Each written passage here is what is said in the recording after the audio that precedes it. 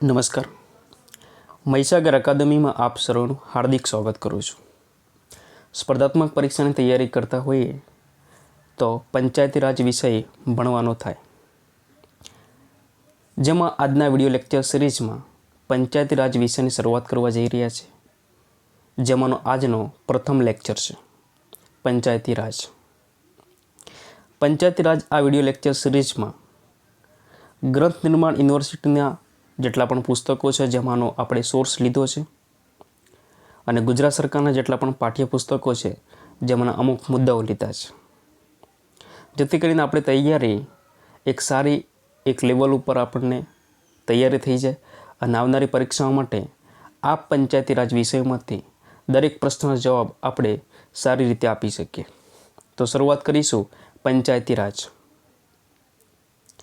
જેમાં આજના લેક્ચરમાં આપણે ચર્ચા કરીશું પંચાયતી રાજ આધારભૂત માહિતી, ગામડું અનોખું વહીવટી એકમ, ગામનો મુખ્ય અધિકારી, ગ્રામસભા, ગુપ્તકાળ અને ચોલ વંશ.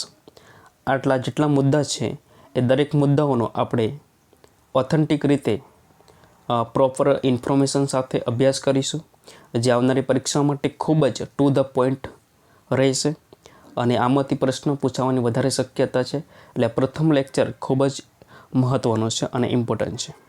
તો શરૂઆત કરીએ આ દરેક મુદ્દાઓના અભ્યાસ સાથે. પંચાયતી રાજ, જેમાં આધારભૂત માહિતી એટલે કેવી માહિતી કે જેમાં આધાર રહેલો છે. આ પંચાયતી રાજ વિષય ભણવા માટે એક બેઝિક ઇન્ફોર્મેશન આપણને જરૂરી છે અને જેમાં ફેક્ચ્યુઅલ ડેટા હોય છે, જેમાં આપણે ખાસ કરીને વધારે પડતું યાદ રાખવા માટે પ્રયત્ન કરીશું. તો શરૂઆત કરીશું 1971ની વસ્તી ગણતરી જ્યારે થઈ હતી ત્યારે ભારતની વસ્તીના 80% લોકો 6 લાખ ગામડામાં રહેતા હતા એવો અંદાજિત આંકડો કહેવામાં આવે છે. 1971ની વસ્તી ગણતરી મુજબ કે ભારતની વસ્તીના 80% લોકો 6 લાખ ગામડાઓમાં રહેતા હતા. ઇન શોર્ટમાં કહેવા જઈએ તો જ્યારે ભારત દેશ આઝાદ થયો ત્યારે મોટાભાગના દરેક પ્રજા આપણે ગામડામાં વસતી હતી. પ્રાચીન સમયથી ગામડું ભારતના વહીવટી તંત્રનું સૌથી નાનું રહ્યું છે, પરંતુ એ મહત્ત્વનું રહ્યું છે. ગામડું આમ એક પ્રકારનું નાનું કહેવાય, પણ એમનું જે વહીવટી તંત્ર છે એ ખૂબ જ મોટું અને મહત્ત્વનું આપણે ગણી શકીએ છીએ. એની વૈદિક કાળમાં એનો અભ્યાસ આપણે કરતા હોઈએ તો આપણને જાણવા મળે છે, કેટલાક જૂના પુસ્તકો આપણે વાંચીએ તો આપણને ખબર પડે, બરાબર છે. એવી રીતે મહાભારતમાં એક પર્વ આવે છે શાંતિ પર્વ. આ શાંતિ પર્વમાં પણ એક ગ્રામનો ઉલ્લેખ કરવામાં આવ્યો છે. એટલે આપણે એમ કહી શકાય કે યુગોના યુગોથી આ ગ્રામનો અભ્યાસ, આ ગ્રામ હોવાનું આપણને જે અનુમાન છે ચોક્કસપણે દ્રઢ થતું હોય છે. હજુ પણ આપણને ઘણી બધી માહિતી મળે છે એ સમયના કેટલાક પુસ્તકોમાં જોતા, એટલે કે ગ્રંથ નિર્માણના ઘણી બધી બુકોમાં આપેલું છે કે 10 ગામના જૂથને ત્યારે ગામડાઓના જૂથ વધારે થતા હોતા, બરાબર છે. આજે પણ આપણે બોલીએ છીએ કે 12 ગામ, અમારું ગામ 12 ગામનું છે. એવી રીતે 10 ગામોના જૂથને ગ્રામીણ તરીકે ઓળખાતા, એટલે કે 10 ગામના જૂથના વડાને ગ્રામીણ તરીકે ઓળખતા હતા અને 20 ગામોના જૂથના વડાને વિસતીપ તરીકે ઓળખતા હતા. મિત્રો, આ વન લાઇનર પ્રશ્નો છે, ફેક્ચ્યુઅલ ડેટા છે. એવી રીતે 100 ગામોના જૂથના વડાને અધિપાલ તરીકે ઓળખતા હતા, બરાબર છે. હજુ આગળ જોઈએ તો મનુસ્મૃતિ, જે ખૂબ મોટો ગ્રંથ છે, જેમાં 3 પ્રકારની વસાહતોનો ઉલ્લેખ પણ કરવામાં આવેલો. ગ્રામ, પૂર અને નગર, આમ 3 ગામનો ઉલ્લેખ કરવામાં આવ્યો છે. એવી રીતે શુક્રાચાર્ય રચિત પુસ્તક નીતિસારની અંદર કુંભ, પાલી અને ગ્રામ નામની વસાહતોનો પણ ઉલ્લેખ કરવામાં આવેલો છે. એટલે મિત્રો, સીધી રીતે એક જોડકાની અંદર પ્રશ્ન પૂછાઈ શકે છે કે મનુસ્મૃતિમાં અને નીતિસારમાં કયા કયા વસાહતોનો ઉલ્લેખ કરવામાં આવેલો છે. તો આ ફેક્ચ્યુઅલ ડેટા છે, આપણા માટે ખૂબ જ ઇમ્પોર્ટન્ટ છે. જો મનુસ્મૃતિ પૂછે તો ગ્રામ, પૂર અને નગર, અને શુક્રાચાર્ય રચિત નીતિસાર પૂછે તો કુંભ, પાલી અને ગ્રામ. મિત્રો, આ શુક્રાચાર્ય નીતિસારને વધારે તમારે સારી રીતે યાદ રાખવું હોય તો શુક્રા નીતિસાર આ રીતે પણ તમે યાદ રાખી શકો છો, બરાબર છે. એક ગ્રંથ નિર્માણની બુકમાં શુક્રા નીતિસાર લખવામાં આવેલું છે, જેમાં શુક્રનો મતલબ થાય છે શુક્રાચાર્ય, બરાબર છે. તો અમને જણાવી દઉં, બરાબર છે, કે જેમાં ગ્રામ અને કુંભ આ 2 શબ્દો છે, જે 2 ગામ છે એ સૌથી નાના એકમો હતા, બરાબર છે. મહીસાગર અકાદમી સરકારી ભરતીની તૈયારી કરવા માટે ફ્રી વિડીયો લેક્ચર સિરીઝ છે. આમાં કોઈ આપણે અહીંયા પે કરવાનું રહેતું નથી, અને આટલી ઓથેન્ટિક માહિતી તમારા સુધી પહોંચાડવાનો અમારો જે હંમેશના માટે હોશ રહે એટલા માટે તમારા મિત્રો સુધી આ ચેનલને શેર કરો, અને ચેનલમાં નવા હોય તો સબસ્ક્રાઈબ કરી લેજો અને બેલ આઇકોનને પ્રેસ કરી લેજો, જેથી આવનારા વિડીયોની નોટિફિકેશન તમને મળતી રહે. અને વધુ માહિતી માટે ટેલિગ્રામ તમે જોઈન કરી શકો છો. હવે આગળ વધીશું. ગામડું એક અનોખો વહીવટી એકમ તરીકે ઓળખાય છે, અને આપણે સ્પષ્ટ રીતે થોડીક વ્યાખ્યાયિત કરવા જઈએ તો મજાની વાત એ છે, ગામડું એટલે એની વ્યાખ્યા કરવી આમ તો સરળ બની જતી હોય છે, પરંતુ આપણે એને વિસ્તારથી સમજીએ, જીપીએસસીના મેઇન્સ ટોપિક પ્રમાણે જોવા જઈએ તો આપણે આવી રીતે લખી શકીએ છીએ, ગામડું એટલે મકાનોનું જૂથ નહીં, પરંતુ રહેઠાણની આસપાસ આવેલી ખેતીની જમીન, આજુબાજુ ખેતીની જમીન આવેલી હોય, ગામની વચ્ચે ચોરો આવેલો હોય, અને ચોરો તો કેટલો મજાનો હોય. આજે તમને પણ ચોરો યાદ આવી ગયો હશે જો તમે સિટીમાં રહેતા હોય તો. ચોતરફ આવેલા કૂવા હોય, એક તો કૂવો તો હોય જ, બીજા ઘણા બધા પણ કૂવા હોય, અને પાદર એક તળાવ આવેલું હોય, નજીકમાં વનરાજી હોય, એક નાનકડું વન જેવું હોય, બરાબર છે, ઝાડીઓ મોટા મોટા ઝાડ હોય, બરાબર છે, તેનું ચોક્કસ સ્થાનિક નામ હોય, સ્પષ્ટ સરહદ હોય, બરાબર છે, આ એના શેડો કહેવાય, બરાબર છે. તો આ બધા એના ચોક્કસ લક્ષણો છે, ને આપણે એને ગામડું કહેવાય છે. અને ગામડા વિશે તો ઘણું બધું લખાણું છે, બરાબર છે, ઘણા બધા વાક્યો લખાય છે, ગામડા વિશે ઘણી બધી કવિતાઓ પણ લખાઈ છે, આપણે એના પર જતા નથી અત્યારે. આ જમાનામાં એટલે કે એ જમાનાની વાત કરીએ છીએ, પ્રાચીન વખતની વાત કરીએ છીએ.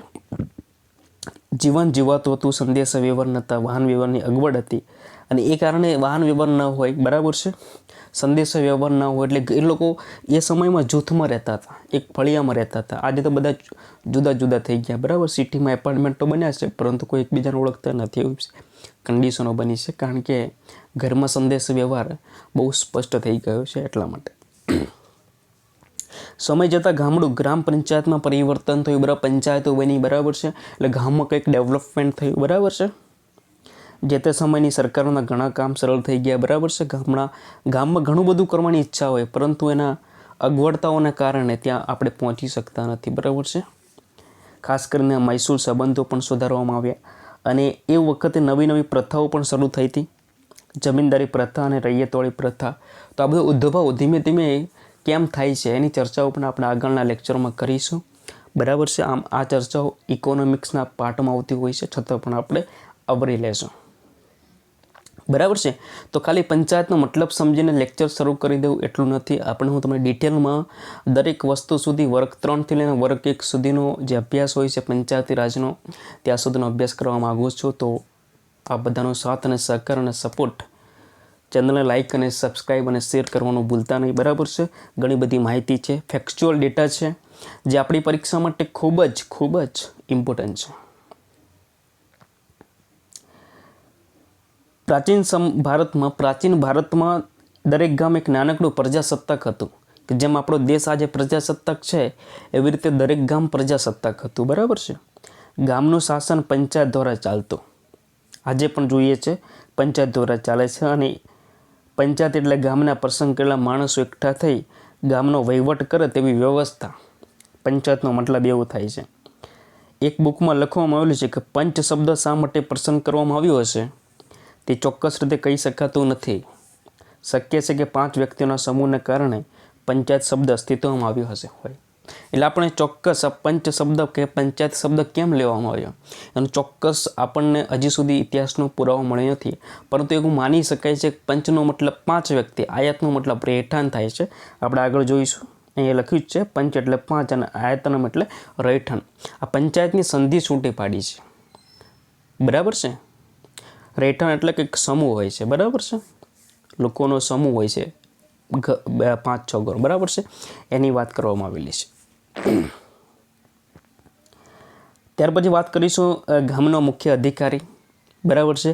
આ ખૂબ જ મુખ્ય રોલ ભજવે છે, જેમ આજે આપણે સરપંચ તરીકે ઓળખીએ છીએ, બરાબર છે. તો આ ગામના મુખ્ય અધિકારીને આપણે વર્ષોથી અલગ અલગ નામોથી ઓળખતા આવ્યા છીએ. તો એ પણ આપણી પરીક્ષા માટે અને આપણે જાણવું પણ જરૂરી હોય છે. કેટલી રોચક બાબતો છે, તથ્યો જ રહેલા છે. નવી બાબતો આપણે જાણવા માટે ખૂબ આપણે ઉત્સાહિત હોતા હોઈએ છીએ. અને સ્પર્ધાત્મક પરીક્ષાની તૈયારી કરતા મિત્રો માટે ખૂબ જ મજાની વાત એ છે કે આપણને નવું જાણવાની બહુ જ ઈચ્છા થતી હોય છે. બરાબર છે. અને નવું જાણ્યા પછી આ વિડીયો રિપીટ પણ કરજો, કારણ કે તમારી પરીક્ષા માટે ખૂબ જ મહત્ત્વનો છે. એટલા માટે જોઈએ, પ્રાચીન કાળથી ગામનું શાસન મોટાભાગે ગામના મુખીની દેખરેખ અને માર્ગદર્શક નીચે ચાલતું હતું તેમ જણાય છે. હવે મુખી, ગુજરાતી પિક્ચર જોતા હોય ને આપણે તો મજા આવે, એમાં મુખી આવે છે. બરાબર છે.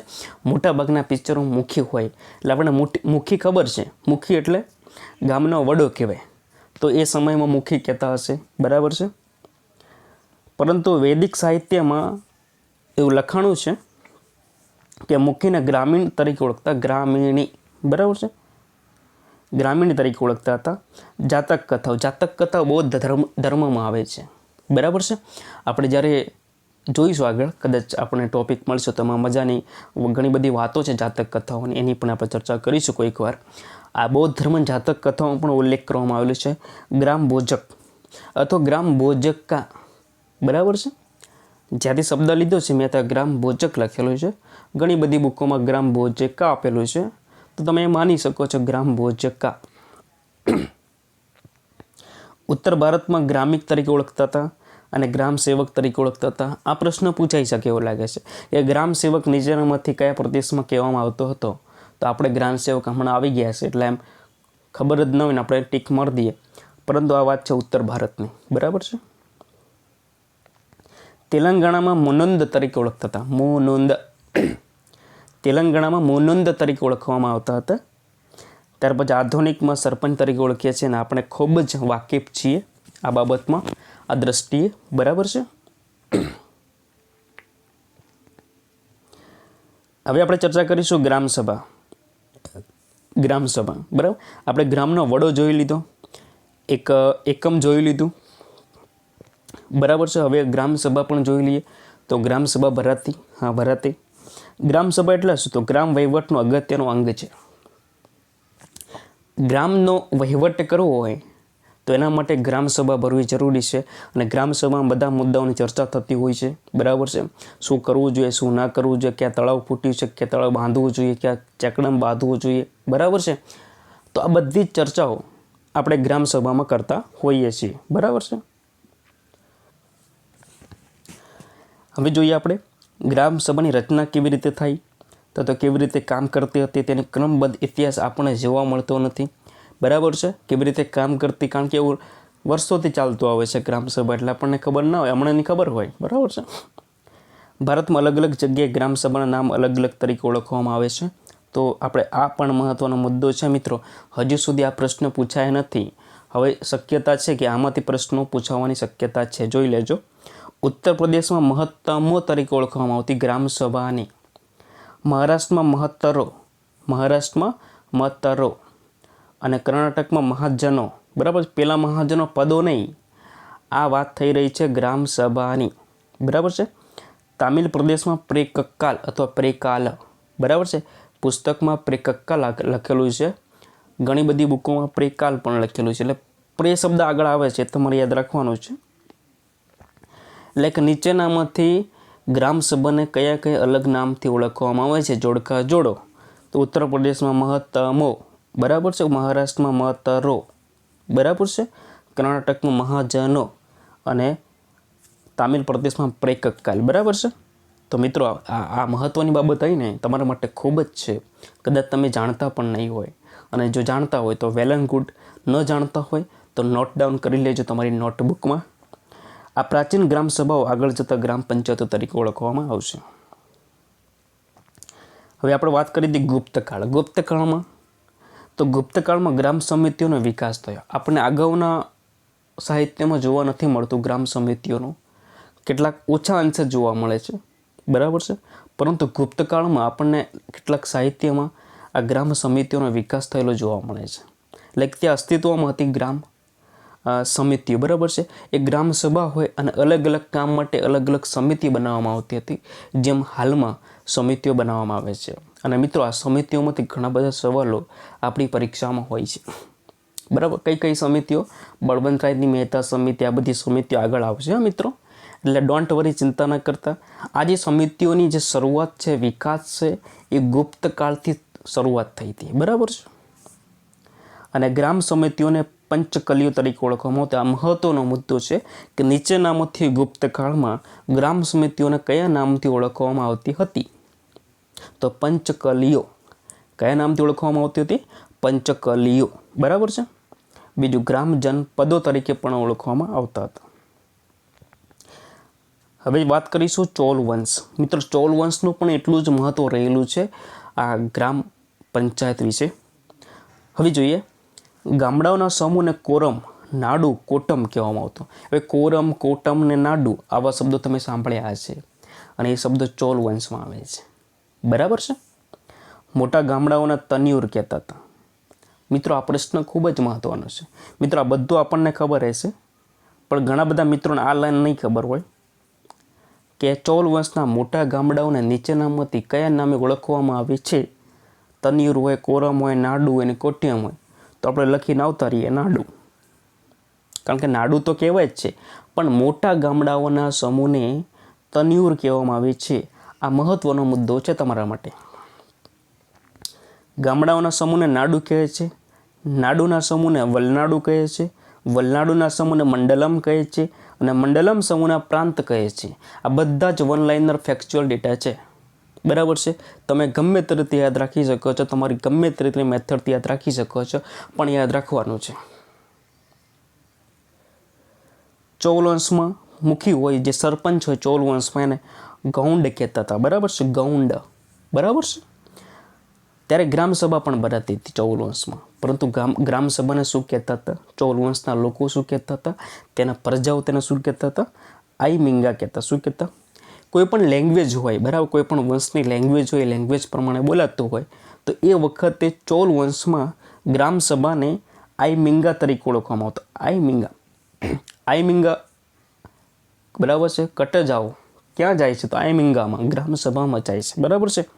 જેનો મતલબ થાય છે ગુજરાતીમાં 5 વ્યક્તિનો સમૂહ, બરાબર છે. આવો મતલબ થતું હોય છે, એનો અર્થ આવો થતો હોય છે. પરંતુ ગ્રામસભાને બીજું નામ આઈ મિંગા છે, તો તમારે આ યાદ રાખવાનું છે. ત્યાર પછી જોઈએ ગ્રામ સમિતિનું બીજું નામ.